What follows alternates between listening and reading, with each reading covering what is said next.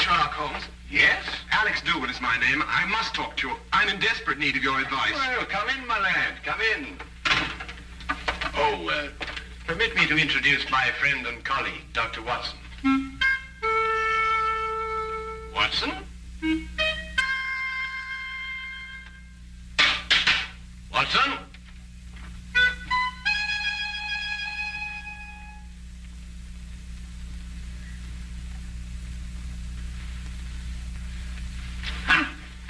Just as I suspected. Well, Oh, my goodness, be a patient. Oh, I do beg your pardon, leaving you standing there like that. Most remiss of me. There, if you'll sit down, I'll be with you in a moment. My dear doctor, Mr. Doogle is not your patient. He's come to see me. Huh? Huh.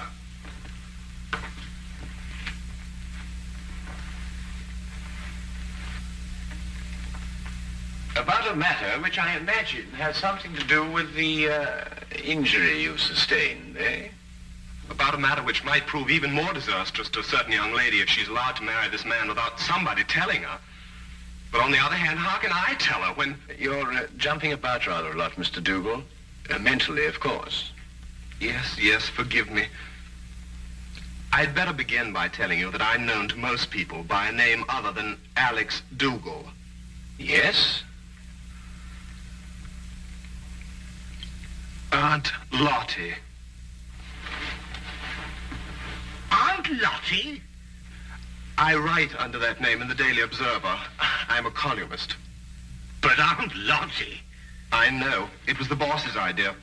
I'm really a sports writer. Don't ask me why I was assigned the job, but I do an advice for the lovelorn column. Oh, I see. You mean the readers write into you telling you their problems? And I answer them.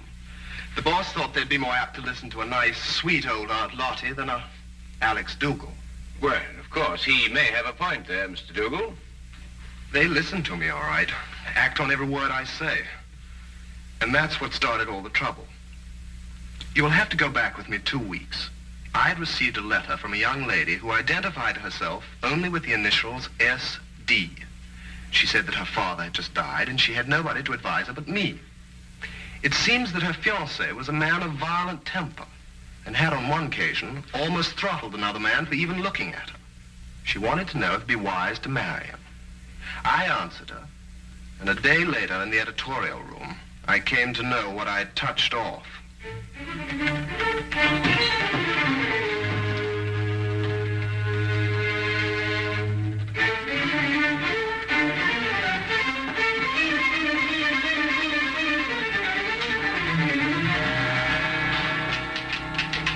Find Aunt Lottie. Hey! She'd better be around. Just point her out. Now, wait a minute. It just so happens that I'm Aunt Lottie, and I want to know how you got in here. You're Aunt Lottie? That's correct. And you can be certain that if you've come with any problem, I shall be most uncooperative. Are you sure you're Aunt Lottie? That is my pen name. Have you any objections? None. None at all. I'm absolutely delighted to find that Aunt Lottie is a man. Really? Why? Because I would never dream of doing this to a woman.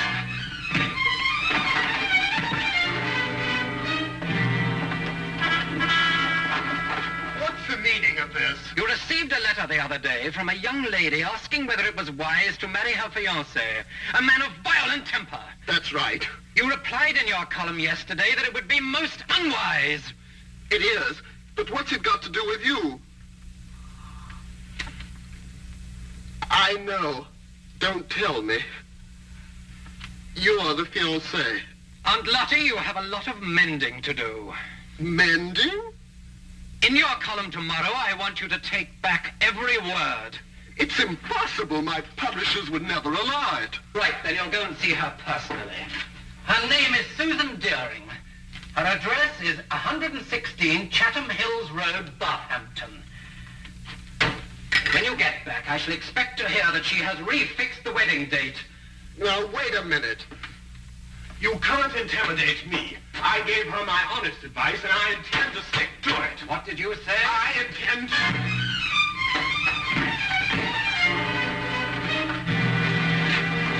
You were saying?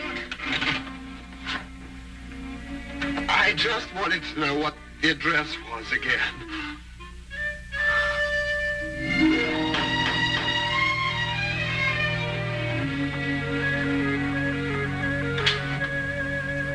Miss Deering?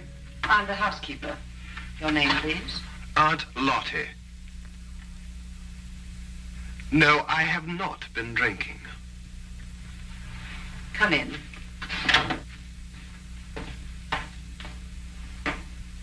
Wait here, please. I'll call her.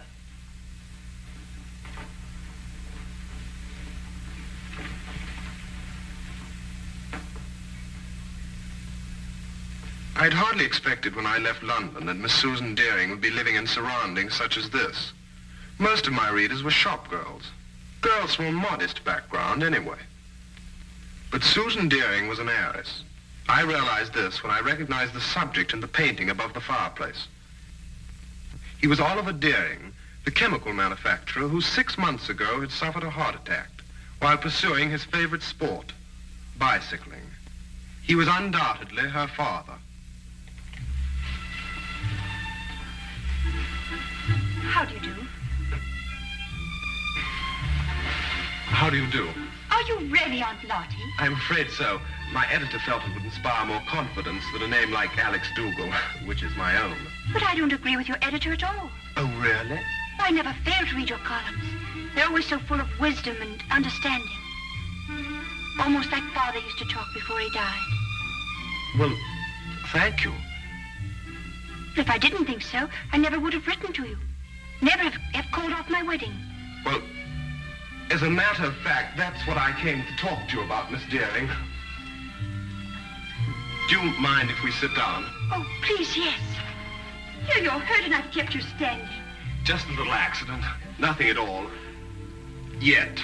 Would you like a pillow or something? Oh, no, thank you. What bothers me more than any little ache is the advice that I gave you in my column. The advice you gave me, but every word of it was so true. It cleared up everything. Well, I felt the same thing at the time also, but after meeting your fiancé, Mr. Murdock... You met Jack? Oh, quite by accident. He struck you. I know he forced you to come here and see me. Oh, no, not at all. Then how were you hurt? I fell down the stairs. It was an accident. Forgive me. It's quite obvious that a man like you could never be forced to do anything against his will. Well, I should hope not. But at any rate, after meeting Mr. Murdock, I felt it my responsibility to come here and retract my original advice. Forgive me, Miss Deering. That's what I've been telling her. No one is perfect naturally, but Mr. Murdock is eligible in every other way. He has gold mines in Africa, if that's what Tilda means. And I could be sure he wasn't marrying me for my inheritance. But, Mr. Doogle, you've never seen him when he loses his temper. Miss Deering, have you ever heard of a Dr. Freud? No. A young Viennese. He's invented a new science called psychoanalysis. He says that a temper is a perfectly healthy, normal outlet for emotions. It's quite normal. Mr. Doogle, you know so much. That's my job. I'll write to Jack immediately and tell him it's all right again. Good. And if you have a picture of the two of you, I'll see that it's published in the society page under soon to be betrothed. Mr. Doogle, what's the matter? Something happened to my back when I fell. I wonder, would you mind putting one hand on my shoulder and one in the small of my back and pull? Thank you. Mr. Doogle, you must do something about your back. When you get home tonight, have your wife rub it with liniment. I'm afraid that's not entirely possible, but I'll have the man at the club do it anyway. You mean to say that you're not married? I'm afraid not. It seems that every time I meet a girl that interests me, she's not available. But then that's life. There's always tomorrow, and, well, who knows? I might be as lucky as you and Mr. Murdock. Now, what about that picture? I'll get it for you.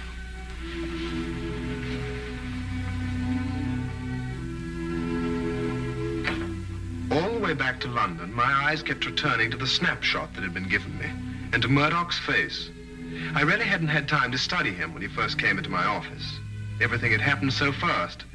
But now I had the clinging feeling that I'd seen him somewhere before. But where? And under what circumstances?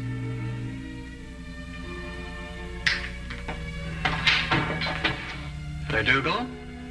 I trust you were successful. Extremely. And I'm going back with even more confidence to make her change her mind next time. You're not Jack Murdock, and you don't have any gold mines in Africa. You're Freddie Brill, the racetrack fixer. Now, whatever gave you that idea? I used to be a sports writer, for your information, and I remember you very well. You got flung in jail for nearly killing a jockey that double-crossed you. And if you don't think I can prove it, just come down to the library and I'll show you a back issue with your picture in it. That won't be necessary. I didn't think it would be. So it's her inheritance you're after, is it? That's it. And I don't think you'll be telling her. What are you going to do? First, I'm going to make you best man at my wedding. What? After today, I can't trust you out of my sight. As best man, you have reason for being at my side every minute. But this is insane. Secondly, I make you this promise. If Susan should learn of my true identity before we're married, I won't make inquiries as to who told her. I'll assume it was you. And if it's the last thing I do, I'll kill you.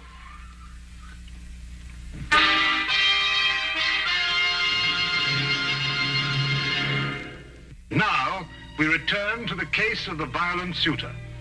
I'm always giving out advice myself, but here I am, strangely enough, asking for it. What shall I do? If I expose Murdock, he'll obviously take his revenge on me. But on the other hand, how can I allow poor Susie to be victimized that way? I see. So it's Susie, is it? Well, up until half an hour ago when I managed to get away from him. Murdock keeps me handcuffed to his side. And naturally, when he saw Miss Deering, I did also. Ah, yes, quite naturally. Well, there's no point in denying it that she does something strange to me. And I found myself wanting to be the groom instead of the best man. That may very well happen yet, Mr. Doogle. But how, with Murdock still in the picture? We'll remove him from the picture. Well, it's simply stated, Holmes. But surely you don't mean to expose Murdock and risk Mr. Dougle's life.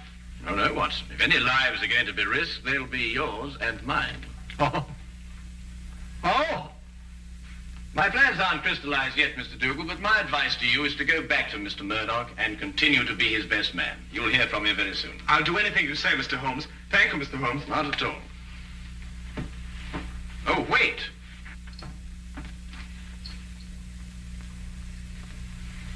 It's all right.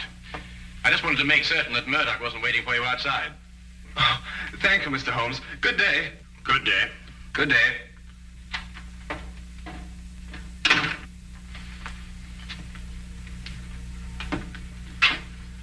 And how do you propose to help Mr. Doogle? By removing Murdock from the picture. But how? By proving that he killed Miss Deering's father. What? Safely behind bars, Murdock could neither marry Miss Deering or harm Doogle. But Miss Deering's father died of a heart attack. He was cycling. You heard it yourself. My dear Watson, it was made to appear as if he had been bicycling. Well, now, really, Holmes, you haven't even left the room. How can you say such a thing? Ah, here it is. I thought I'd kept it. Have a look. When that picture was published in the papers, I showed it to Inspector Lestrade as proof that Oliver Deering was murdered. But the good old inspector, with his usual dim-wittedness, refused to pay any attention to it. Well, I must say I can't see any signs of murder here. Notice Deering's coat. Yes, well? It's buttoned on the left side. So? Have a look at your own. Well, yes, I see that, but... It's my theory that Deering was at home in his shirt sleeves when Murdock struck him a blow on the back of the head that killed him. Then, in an effort to disguise his crime, Murdock, with the aid of a woman, dressed Deering and deposited him and his bicycle on a lonely stretch of country road. But the mistake had been made of buttoning his coat on the wrong side. Yes, but look here, just a minute. You've just talked about a woman. What woman? Well, his accomplice, of course. A woman would be more apt to button Deering's coat on the left side, since it was customary for her to button hers in that way. And talking of coats, I think you'd better take yours. It's going to be chilly in the country tonight.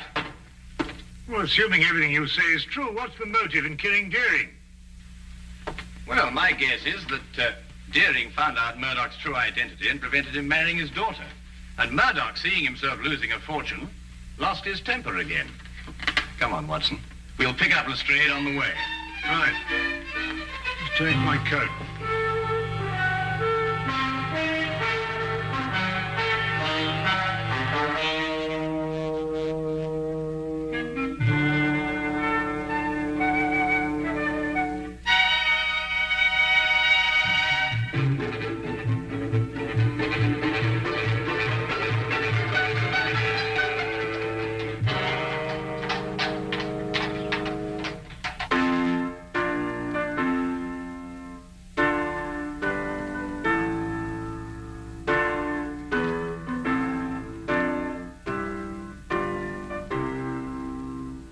What's the matter? I got a twist in my back. Are you still complaining about that? Don't you talk to him like that. I'll talk to him any way I choose. Not around me, Jack Murdock, you won't. Tea is served. Nothing like a nice cup of tea to relax everyone. If you don't keep your temper, you'll ruin everything. It's all right, Hilda. I'll pour.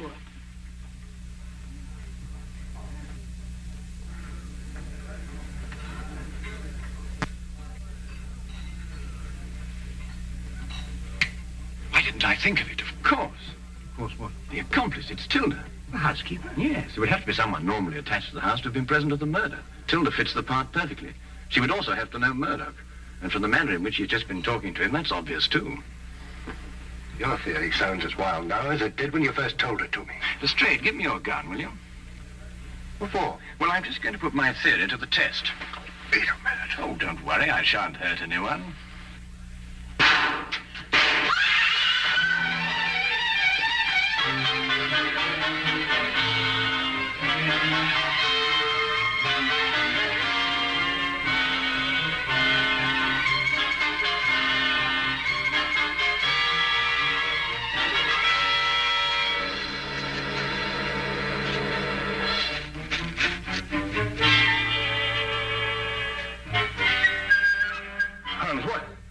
What in thunder made you do a thing like this? No time to explain now. They'll have the staff out and search the grounds. If they find us, the whole plan's ruined. Well, now, where's Lestrade? Lestrade! Shh! Lestrade! He was behind us when I last looked. Oh, confound him. If they find him, everything will be ruined. Here, we'd better go and find him ourselves. Lestrade. Lestrade. Oh, no, Holmes, look. Well. Only the good inspector could have managed that.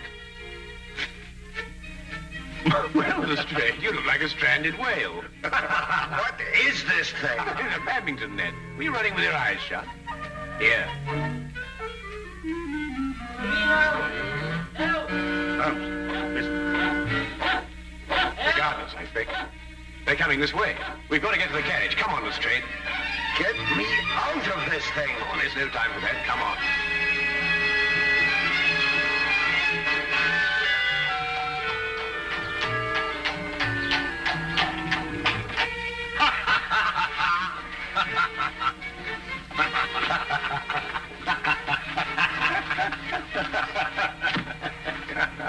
I see no item in the entire evening, Mr. Sherlock Holmes, that would prompt laughter. I'm terribly sorry, Lestrade, but I shall cherish the memory of you thrashing about on that badminton court for years to come. Wouldn't find it so amusing, Holmes, if it had been you who had torn that confounded net from its moorings. Lestrade, it was simply a question of going under it after all. And I haven't forgotten that it was your insane behavior tonight that made it necessary for us to be running at all. Yes, what were you up to, Holmes? Those shots, I mean. Yes, I assume there was a purpose. Oh, a very definite purpose, Lestrade. Those 3 bullets were bait for a trap. Odd bait, I must say. I trust it was the perfect bait for our purpose. I only hope that our delayed departure from the Deerings won't make us too late to see the trap sprung. You mean it wasn't sprung at the Deering? There were too many people there, Watson. You see, if my theory is correct, then Jack Murdock's flat should be the place. And I wonder if we can entice this driver to go just a little bit faster. Cabby! Cabby, go as quick as you can.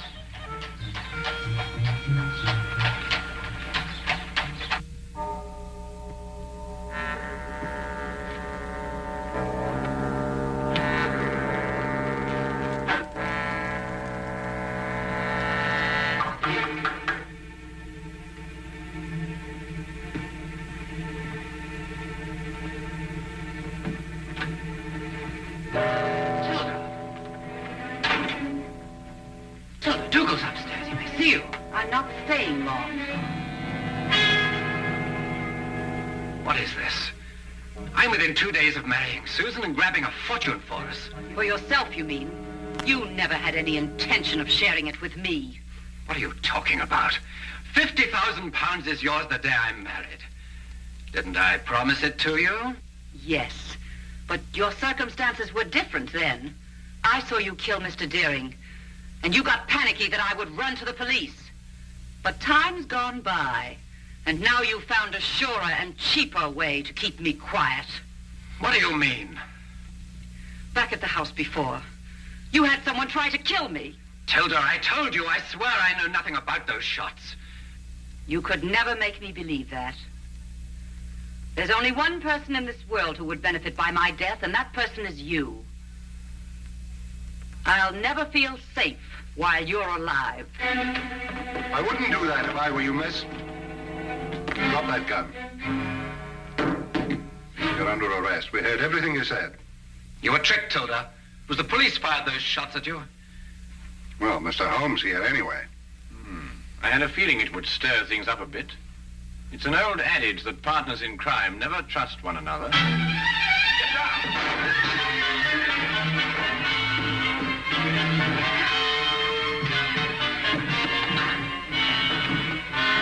Well, I'll be... I've been practicing my ride ever since I met him. Ah, well done, my boy. Well done.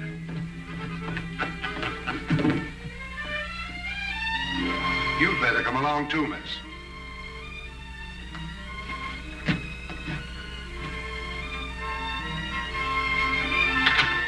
I believe I've outgrown the Aunt Martin label now.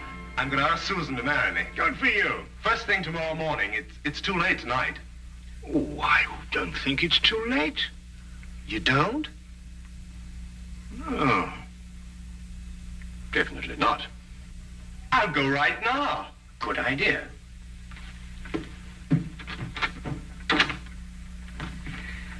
Well, Holmes, you've solved the mystery and brought two young lovers together. I think I'm going to call you Aunt Lottie. What? Oh, no, really, Watson. This time you've gone too far.